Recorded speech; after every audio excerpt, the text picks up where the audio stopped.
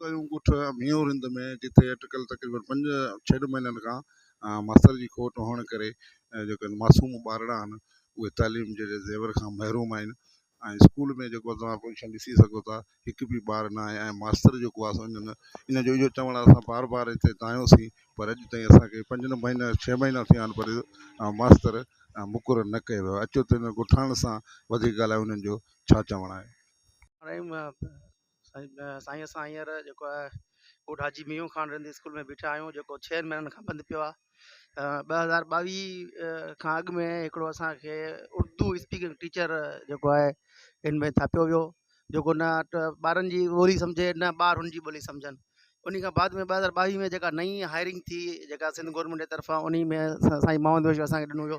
उन खां पोइ स्कूल जी जेका एनरोलमेंट आहे इलाही वधी वई। हिकिड़ो ॿार हुयो असां बार बार चवंदा हिकिड़ो टीचर हुयो असां बार बार चवंदा हुआसीं साईं 100 खां मथे आहिनि शागिर्द आहिनि असांखे ॿियो टीचर ॾिनो वञे पर चवंदा रहियासीं न ॾिनो वियो। पोइ 2023 में 6 महीना थी विया हाणे स्कूल बंदि पियो आहे। साईं जेको आहे JST थी वियो साईं मोहम्मद जोशी पोइ उन खां पोइ जेको आहे न 130 ॿार हुआ उन खां पोइ बि जेको आहे स्कूल हाणे बंदि पियो आहे। टीचर ॻोठ मियूं खान में 6 महीना थी विया आहिनि स्कूल में असांजा ॿार हिते अचनि था भितनि में रांदि खेॾियो हलिया था वञनि।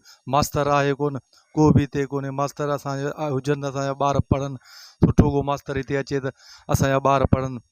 ऐं 4थे क्लास जो शागिर्द आहियां। असांजे स्कूल वधीक 6 महीननि खां बंदि पियो आहे। असांखे हिते उस्ताद ॾिनो वञे न उस्ताद ॾिनो वञे। हिते साईं मोहम्मद जोशी जीअं वियो आहे असांजी तालीम तबाह थी।